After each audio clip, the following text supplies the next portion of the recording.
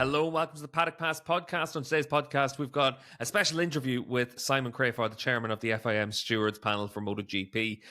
And Neil Morrison, you were able to sit down with Simon not too long ago to be able to record this. And it's a really interesting interview, half an hour with Simon. And considering how closed off at different times the FIM Stewards have been, it was great to be able to get him for the Paddock Pass podcast. It was, Steve, yeah. I noticed a few of our listeners had been requesting an interview with Simon for several months.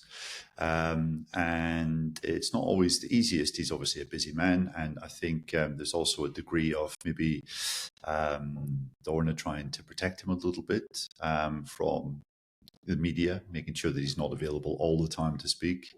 But yeah, we were able to catch up with him in Portimao, the penultimate round of the season.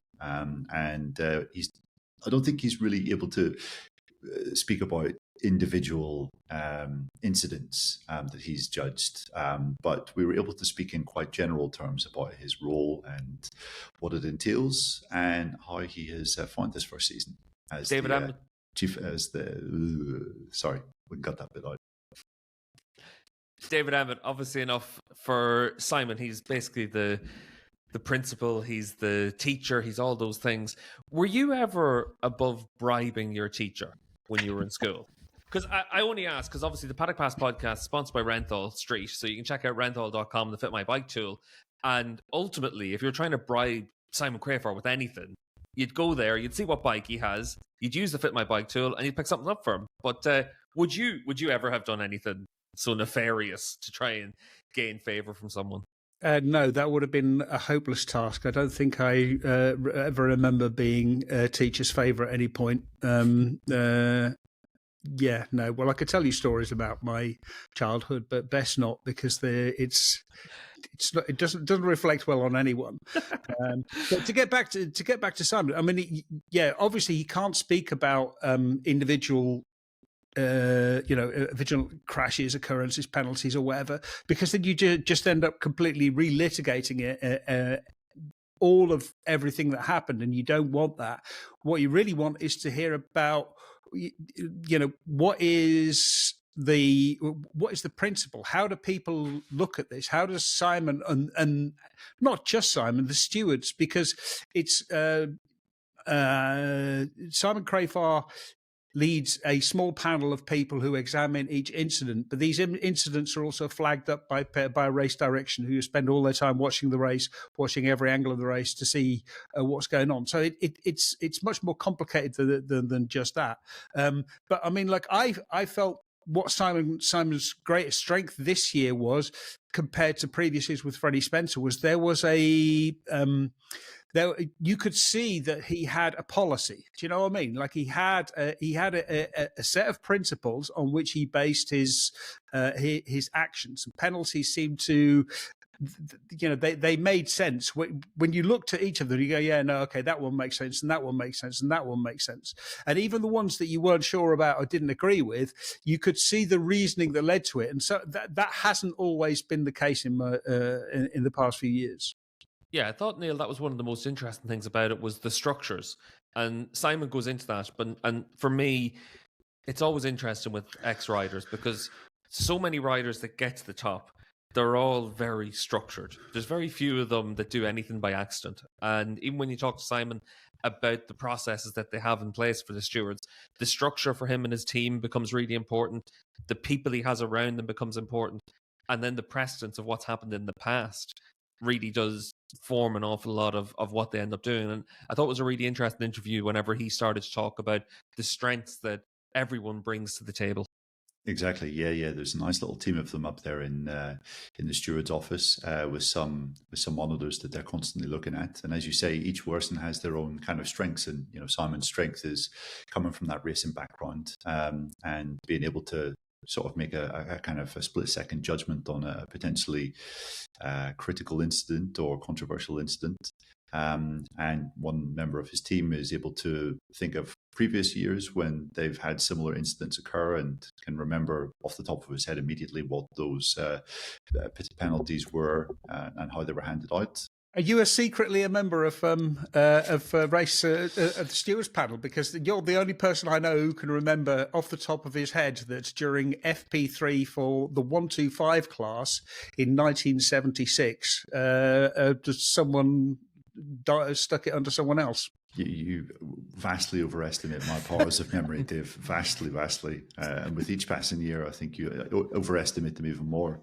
But yeah, I think Simon reveals in the interview that it's not just him there. There's a whole team of people making or helping him make these decisions. And also, when it comes to something like track limits, there's about 4 or 5 specific guys employed by the FIM who are there looking at a whole variety of different shots and able to really quickly establish whether someone's exceeded track limits or not, and whether that needs to be looked at even further.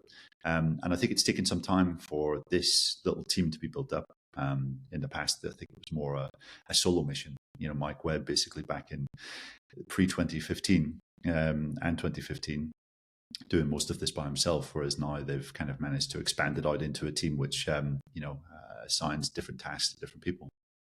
And obviously, whenever you're speaking to Simon about the track limits, considering it's the most contentious and boring penalty available really for fans, they're going to really be interested in the fact that there's about 4 minutes spent on track limits. Dave, I know you're salivating at the prospect of that moment of the interview. Very much so. Track limits really, but I mean, again, there is so much to talk about in terms of track limits, and I mean, like Casey Stoner always said, if you have grass on the as the track limits, then people stay away from it, which is a very valid point. But then the trouble is, if they do touch, then first of all they're likely to crash, and that could cause a danger not just to them but to everyone else. But also they can leave just crap all over the track, and that again can be a serious danger to other competitors. It was funny, actually, during the Jerez World Superbike round. Obviously, whenever MotoGP is down in Australia, everyone ends up sitting around watching the Superbike race because it's in the evening time and you're able to enjoy it. And I happened to get a message from Crafar during during the incident between Toprak and Bulaga in the sprint race, and I did find it quite funny that the FIM steward was still keeping abreast on those things, and I think he was pretty glad he didn't have to actually make a judgment on that one.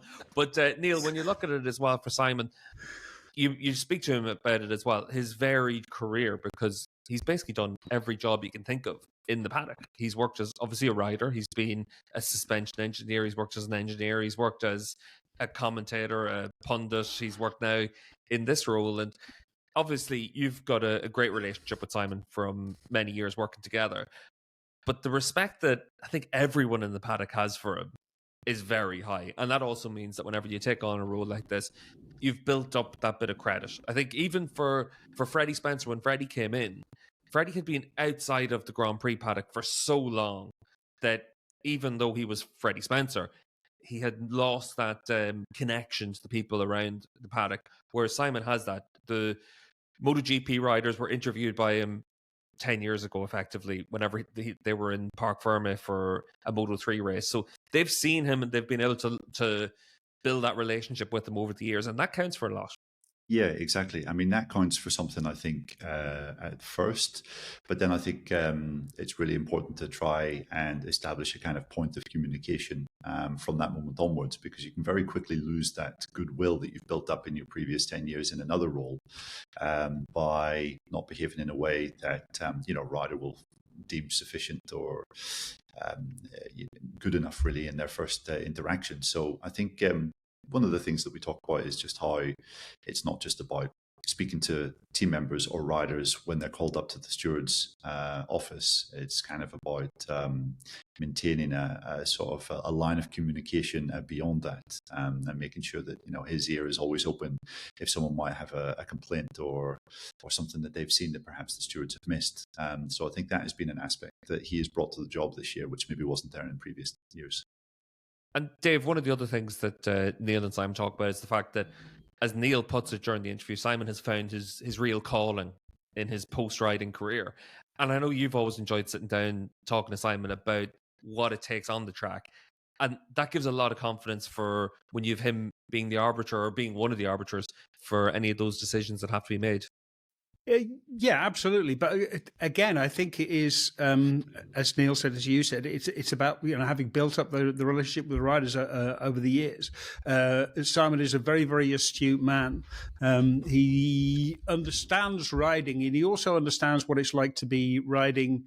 Not quite in the current era, like he did stop racing 20 years ago, 25 years ago, but that was still much closer to the modern era than Freddie Spencer did. It's much closer to the to modern conditions.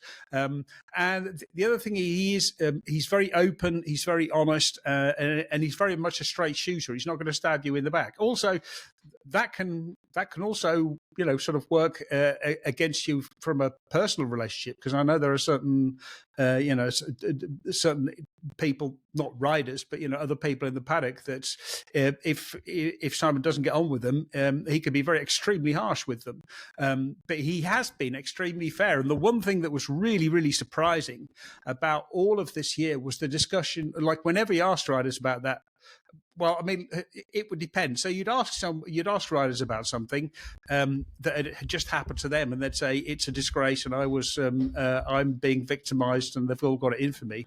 And then 2 weeks later, you'd ask them about an incident with another rider and say, "Yeah, no, Simon's really, really fair. I think he's been very, very good about this."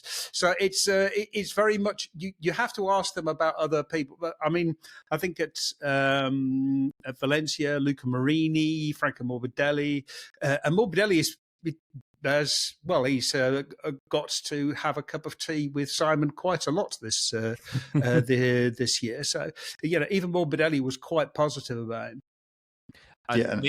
Sorry, Steve, just to come in over the top of you there, but I mean, in previous years, the topic of the stewards and their handling of incidents would become a fairly common topic of conversation in the rider debriefs, multiple times over the season, sometimes even multiple times over a single race weekend.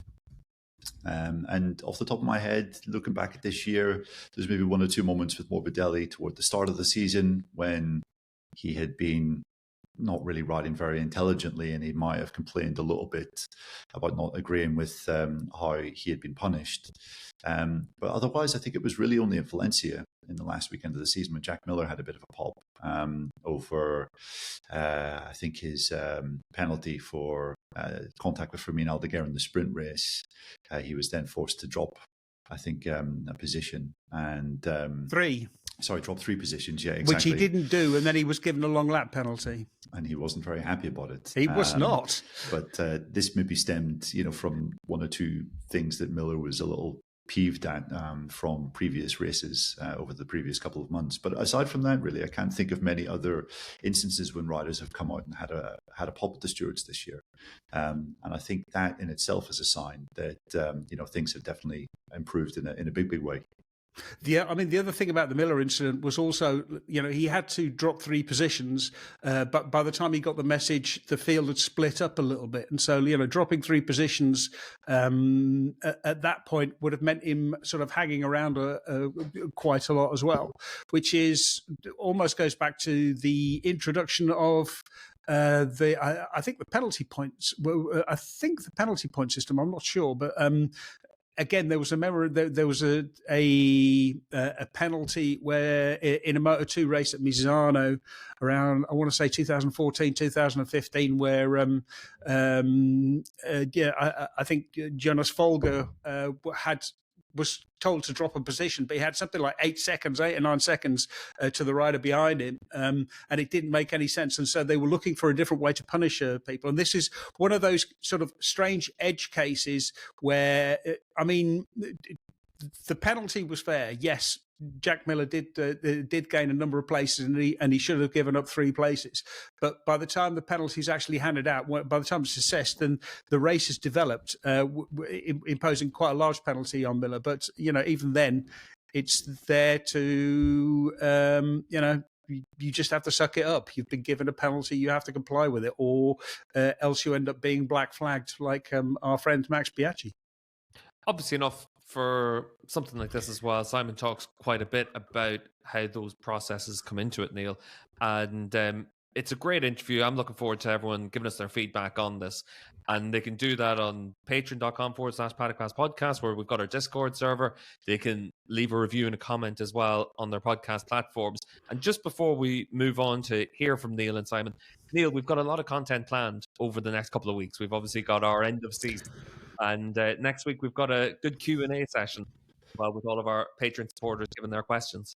Exactly, yeah. Next week is going to be a Q&A podcast in which we answer your questions. So we'll do a post on Patreon maybe later today. We're recording this on Monday. So yeah, if you have any questions that relate to MotoGP or just any questions in general, head over to patreon.com/Paddock Pass Podcast. Post a question on our question post, and then we will read out a selection of our best and favorite questions and answer those in next week's show. I think it's a good point. The kind of question we're really looking for. This is your opportunity to ask the big questions. The big questions over the season, rather than should Jack Miller have dropped 3 positions at Valencia? Should he have, Dave?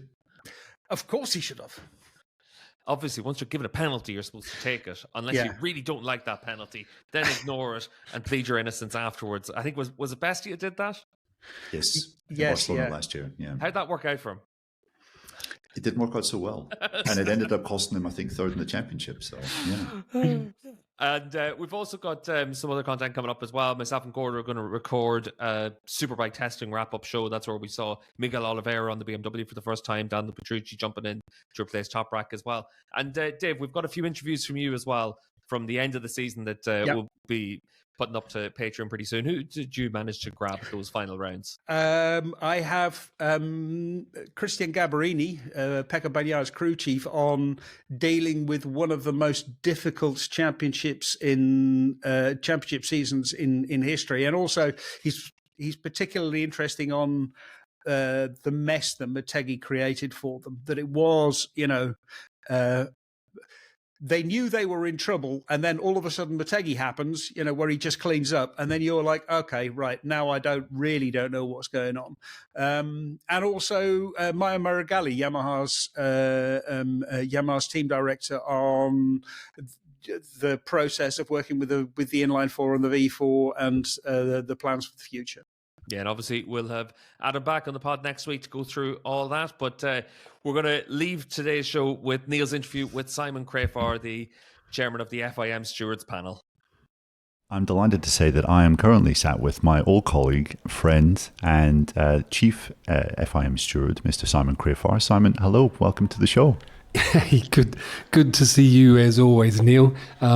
We've been barbecue buddies on those years we worked together, 7 in the commentary team, both, me and Pit Lane for you in the box, etc. So yeah, good experience.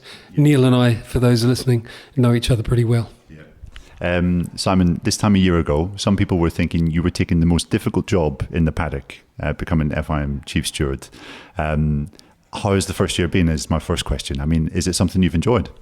Everyone calls it the chief steward, but the official name, which we never have to use, is chairman of the stewards. And that is, there's 3 stewards, Tamara Matko, myself, and Andres Somalinos. And we'll get into more of them, but it's chairman of the stewards is the official role. Yeah, you're right. Everybody looked at as the most difficult job, and I got warned when signing up for it that I don't want it. It is the most difficult job, and that was just the IRTA guys who hired me being fair, because they didn't want me to come back to them, I realised, in six months' time and say, hey, this job's horrible, I don't want... They wanted to be able to say, we warned you.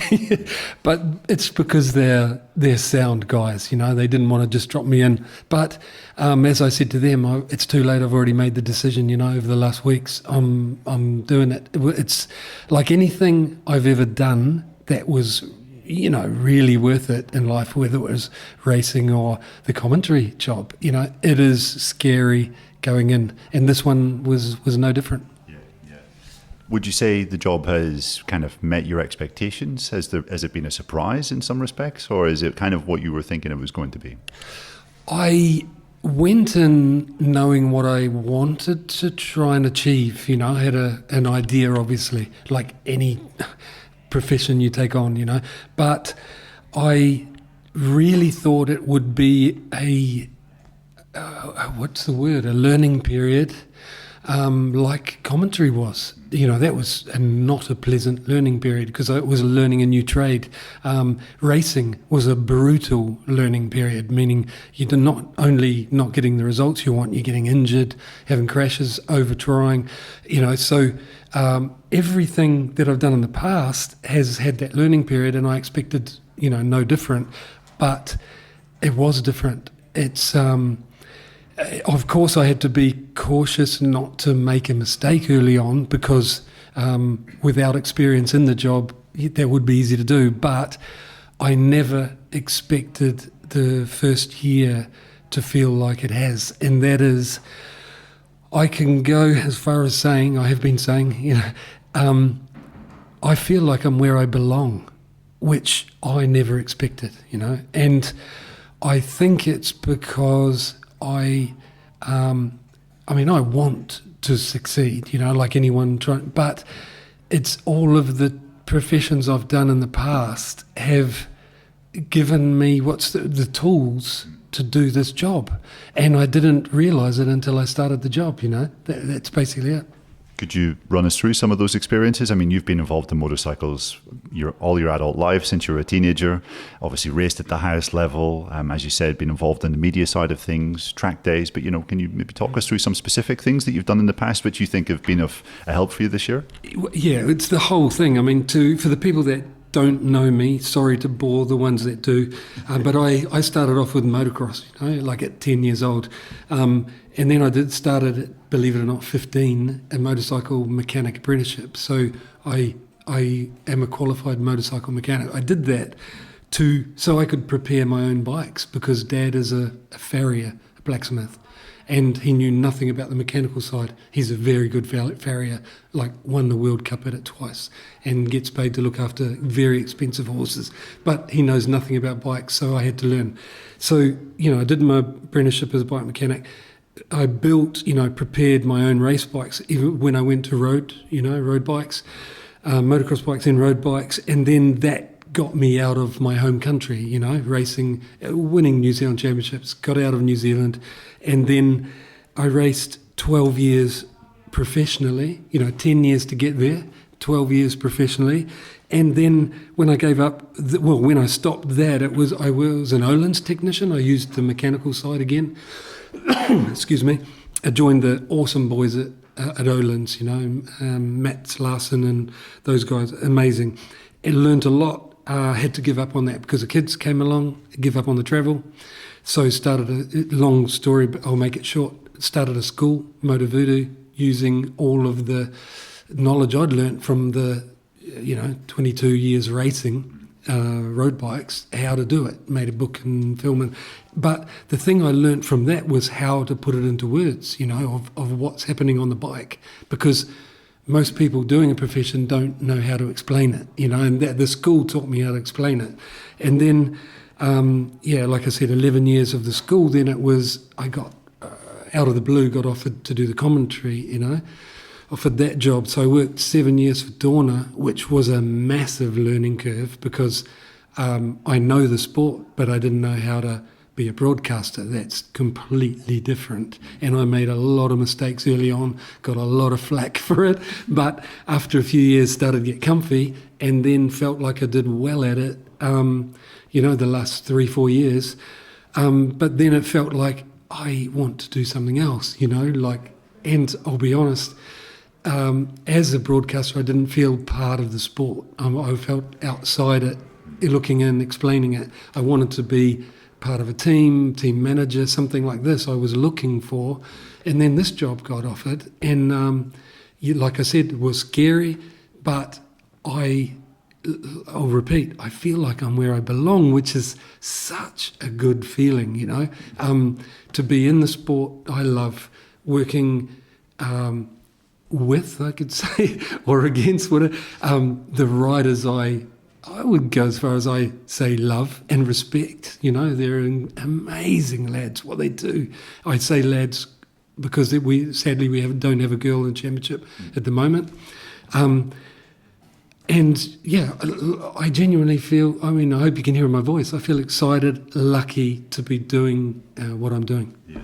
I remember catching up with you in Austin, the third round of this year, and already you had that impression that you found your calling in some respects, which is great that it kind of had that immediate impact on you. I think a lot of our listeners maybe have an impression of what your job entails, and it's you see an incident on your TV screen and you make a snap judgment based on the experiences that you've just described there. But I'm assuming there's a bit more that comes into it, because obviously you're part of a team, you have a whole wealth of kind of access to information and footage that maybe we don't see at home all the time. Can you maybe just give us a bit of an idea of what happens from the incident happening to you making a judgment? Like, how does the kind of process work? Okay, so probably the most common one would be a crash, and we have a crash detection system, and it's part of the excuse me, part of the race control suite. It's a software that tells you, with the GPS and technology on the bikes, it tells you somebody's crashed, it tells you the turn and who the rider is. Then obviously the yellow flags come up. Tamara and Andres, they manage quickly who is passing the yellow flags, so to delete their laps, which Andres does. He's amazing on the computer. He is deleting the laps while Tamara is confirming who passed the yellow, Obviously you have to check that, because the rule is the rider has to have time to react to the yellow flag or panel. And so we don't delete their lap if they don't have a couple of seconds to see it, But obviously everyone between, they only have to check the first person, last person, and everyone else is given, deleted. So while they're doing that, I look at the crash and decide if we have to take action. If they crashed alone, it's pretty easy. No, because they didn't hurt anyone else, or do anything wrong to someone else. So if it's to contact, then I have to kind of investigate, let the other two know that as soon as they've stopped dealing with the flags, we need to look at this as a group and decide what to do. Then if it's during the race, instead of deleting a lap, that same system applies, but it's checking who overtook on the yellow flag, you know what I mean? Overtook another rider. So we have to decide if they did overtake on the yellow flag and then what action to take. Like, the rule is changing, but for next year, I hope. But right now, it's if they don't give back that position, we ask them to. But I think hopefully we're going to improve that for various reasons. But in general, what I want to tell you about, we also have the track limits guys right next to us, young guys, really fast minds, characters. They're good lads. I enjoy the atmosphere they bring. All of us working together. They're amazing at seeing a rider from behind, so no number, and knowing who it is, because that's what they do. And they delete that person's lap that touches the green, or that's in qualifying or practice. And in the race, they're counting, applying who has track limits each time. And they decide, only if it's very grey, that they give me a call and go, Simon, do you want to argue this? Because that's what it will come down to. Me arguing with the team or rider or both that it was a track limit. And basically, if we don't have both the sensor or at least the image proving it, without doubt, we don't apply it. So every time you see it, come up on TV, we have proof that they were on the green. And that's another discussion whether you believe that should happen or not, But that's what we do. Yeah. Okay. Sorry, I just got to touch on before we go away from that, in case we do. Tamara, she's had decades of experience working with circuits, working with World Superbikes, and because she was good, and World Superbikes got headhunted to come over to this side, to MotoGP. Same with Andrés Somolinos. He's had years, decades in Spanish Championship, working in race control, working with the rules there, and because he was good, headhunted to come over here. I feel lucky to have them. Can you believe it's the second to last race in our first year together, and we've done a lot of days together, all day, every day. Every session that is live, we are watching. So that they're long days. We've never had a grumpy word at each other between us, Absolutely brilliant. I think it's because we all bring different things. I obviously got brought in because of my knowledge of actually being on the bike and what is fair and not. And they trust me with that, but they have strengths and my weaknesses, which, like I said, Andrés is awesome with the computer and knows the rules inside out. We also rely on Mike Webb for that because he is the rule book, he writes it. But Andrés knows quickly what we usually do, brings up the protocols, what is usual, what we have done in the past. He's so organised like that. It's like having my wife sitting next to me. And I hate the computer, A successful weekend for me is not getting it out of my backpack. And he has got strength in the opposite area. So it feels awesome, Like I've got a teammate that's strengths. And same with Tamara. She has... she sees so much of what's going on because we have 150 to 160 cameras, and she notices what things that we haven't noticed because we're focusing on one thing. And she also knows the rules, what we've done in the past. So this team together, I feel really lucky to have. And I have to pay credit to the men who came before me, Mike Webb. He used to do race director and this job. At the same time, which is unbelievable, It's too much for one person. It's cruel. I bet it took years off his life. And the thing is, the reason I want to mention that is then he realised that it's too much and, pushed and got this system started. So they together hired Freddie, who came before me, and others, to start putting this team together. But then I have to pay credit to Freddie, who put this whole team together, pushed for it, I don't know if he hand chose people, but he pushed for what he needed for this room to work. And the reason I'm paying them credit is because before me, I don't think it was really possible to do the job without getting some flack for making mistakes because the infrastructure wasn't there.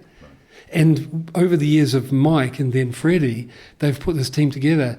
I feel so lucky to come in at this time where it is possible, if you do your job, to not make the big blunders that people complain about because you have the whole team there. Does that make sense? Sure. And they deserve some credit, and I feel sorry for them that they copped the flack when the system wasn't there, Yeah, okay. It's really interesting. I guess by the nature of the job, you are taking very, very competitive animals, and I'm talking about riders and team managers and some other team personnel, and sometimes you're having to say, look, you thought you finished here, but you're actually not there because this happened.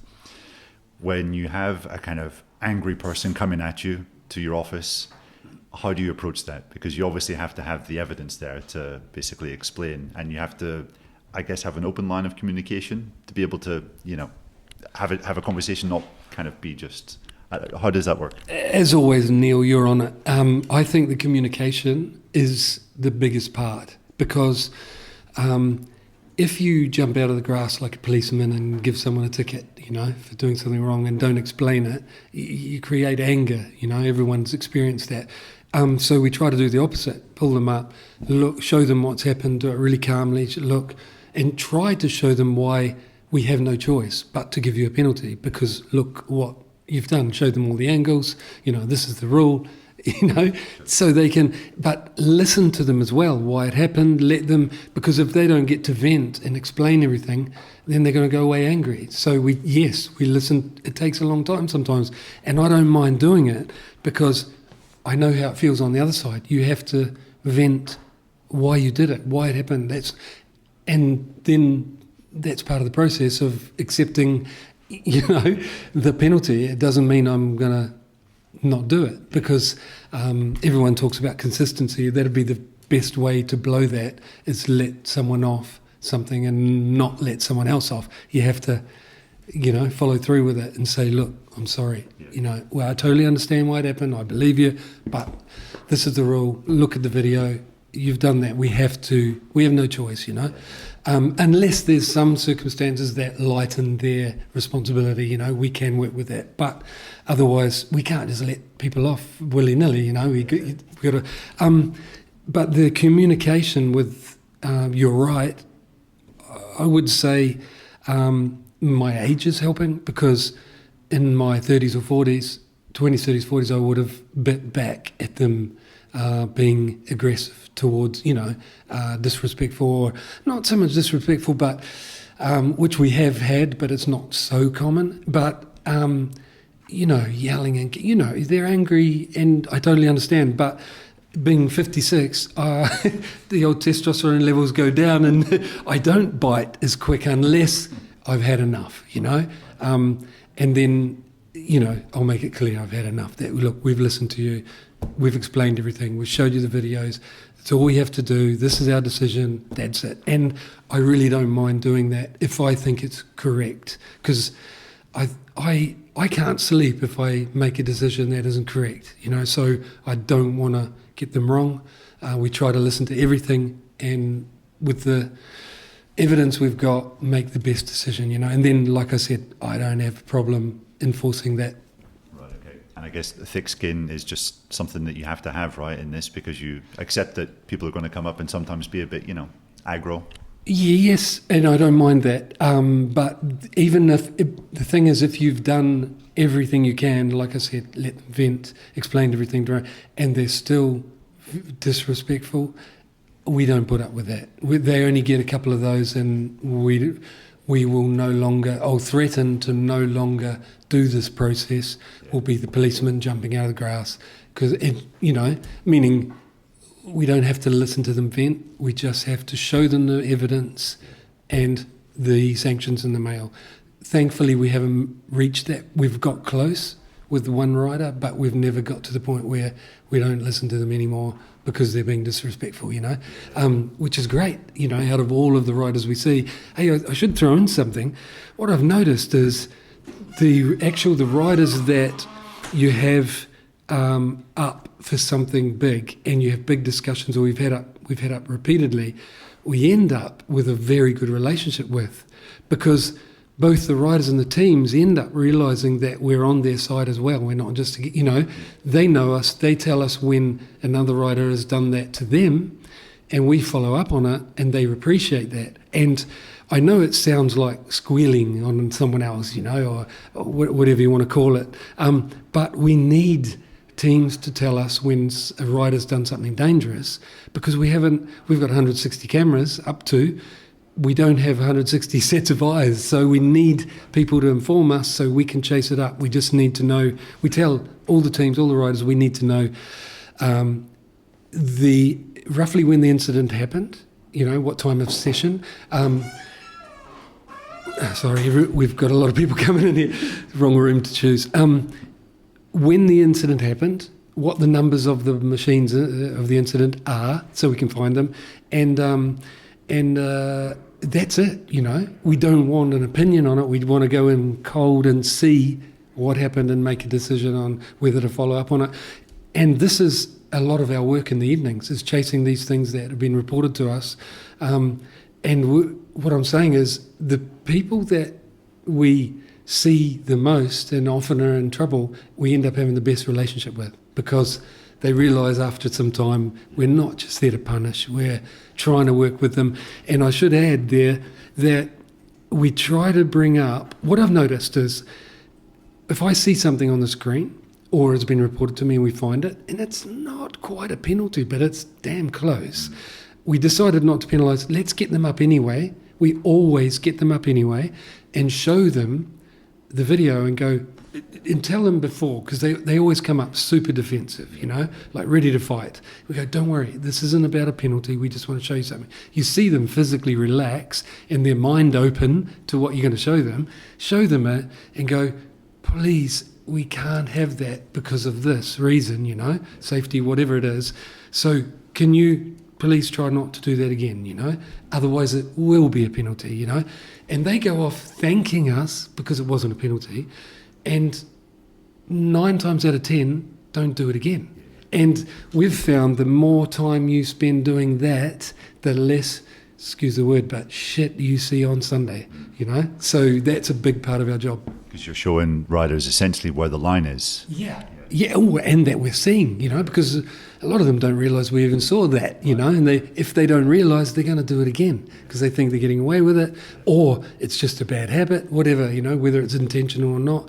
But I think this, to me, is a huge part of the job. The more you do of this, the better it looks on Sunday. And I'm so proud, our whole team are, of what we've seen in Moto3 in recent races, meaning we've had 4 races out of the last 5 with no penalties in race, and that was unheard of at the beginning of the year. So we're so pleased that they're listening, Yeah. I mean, you mentioned Moto3, which leads kind of into my next question, because you're obviously dealing with young athletes, young men, young women, teenagers still, some of them. To an extent, do you feel that your role is kind of like educating them as people as well as athletes or competitors? Because, you're trying to teach them respect, basically to understand the ways of their wrongs, perhaps? I mean, does that kind of fall within your role as well, do you feel? I wouldn't say it is part of my job description, but yes, it does feel like that, because often with the ones that we say it's not a penalty, it was very close, I'll add, we don't want to see it again, and can you go and apologise to the other rider?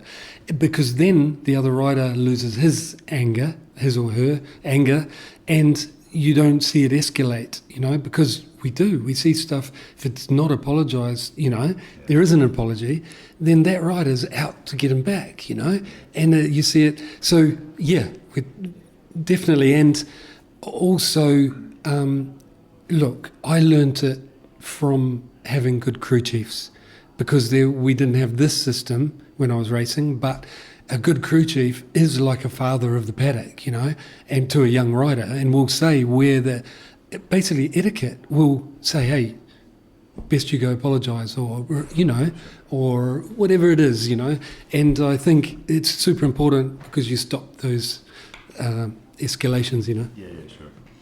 By the nature of the job, do you find your relationship has changed with team managers, with riders? Do they look at you differently than when you were a broadcaster or, when you were an ex-racer? Yes, with more respect, and that's pretty funny because it's only through fear of what the job is capable of, which. But the big bit is, again, it is working with team managers that you end up getting real respect, not just fear of punishment. It's real respect from team managers when they understand you're not trying to punish the rider, you're trying to stop the error, stop the danger, and we'll end up working closely with team managers with repeat offenders, because the first time you can get them up, show them whether it's a penalty or whether it's a warning, but the second time you don't, or third time you don't have to. You can say straight to the team manager, I send the video and say, look, he's done it again, and they go, oh, because they don't want the penalty, and they warn hard their rider, look, you've done it again, here's the video. So they're helping us with our job. And the relationship with the team manager, look, it's a long one because they change riders often, most years, so you're still working with that team manager again, and I think it's super important to have that build the relationship with both team managers and riders, because team manager is doing part of our job for us, you know. Just two more brief questions, Simon. You mentioned this previously. I can't think of too many really controversial incidents this year that you've had to preside over. But are you the kind of guy that sits and lies awake at night after something's happened on track and, you know, sort of thinking, oh, should I have done that, or should I have? Or when the day's over, are you cool? You kind of put it to bed and think, like, that's happened. There's always close ones, or, you know, meaning when I say close. Okay, in race is probably the most tricky because you have to make a decision now, and a lot of those are really clear. I don't mind at all. I actually like it. It's more exciting, you know, pressure's on. But always, whether it's in race and you've got pressure on, or, you know, at the end of the day when you're bringing the rider up and talking about it, looking at videos, the ones that are close to the line, you know, that could be a penalty, can be a penalty, or you can let them off. They're always the hardest, you know, because you see what I mean, you know, what is the better way? And, you know, sometimes it is good to scare the hell out of somebody and not penalise them, and they never do it, because you're kind of investing in them. Say, you know, I only say this when it's right on the edge and it could go either way. If they feel you're being fair and you've invested in it, I'll tell them, we're investing in you listening to us. We don't want to see that again. And if we believe that is then it's worth treating it like that the first time. But if they do it again, no way. It's bang, we warned you, you've done it again. It's easy. But all I'm saying is those ones that are right on the line, they're always hard, you know. Yeah, I don't know how else to say it. Yeah, sure. Just finally, getting a call right, or, for example, seeing a Moto3 rider who was a bit unresponsive to your feedback at the start of the season, seeing them change their ways and actually start to take your feedback on board. Are these kind of things in this job, you know, the satisfaction that you get from them, are they comparable to other things that you've done in your career? Like, do you get that same sense of, you know, satisfaction, that same buzz that, oh, okay, what I've done is kind of paying off here? I mean, I don't think anything is as satisfying as actually getting the result yourself on the bike. But it's rewarding, yes. When I see a rider change their ways and become successful, it is. When I see them in the paddock, they might have been the rider I've chosen to punish hard repeatedly, and you see them change their ways and succeed. I give them a big hug. It makes it we've literally called one rider up when they won their race, and they spent a lot of time getting penalties from us. And when they won their first race, we called them up, and they came in going, expecting I made the whole team prepared, ready. When they walked in, we applauded them, you know, and saying, because we want them to know we're not just here to punish you. We want you to succeed and do it safely, you know. So you're right, that is rewarding to see that. On the other side, if they don't listen, and we've, you know, imagine being right on the line, warning them, we've invested in you, don't do it again. If they do it again, I'm going to jump on them with both feet, hard as we can, because, you know, they're not listening. Yeah. Well, Simon, it's been really fascinating hearing you explain how your role works, and pretty delighted to hear that you're really at home here, and you've kind of found your calling in this later stage of your career. So thanks very much for joining us on the podcast today, and always appreciate speaking to you. Hey, thanks, Neil. Always a pleasure chatting with you. I'd just like to add, with this job, you never know what's just around the corner, you know, as in big, controversial, and some of those big ones, whichever decision you make, you're going to upset people. And like I said, I just like to lie in bed at night knowing that I feel I did the right thing. That's all.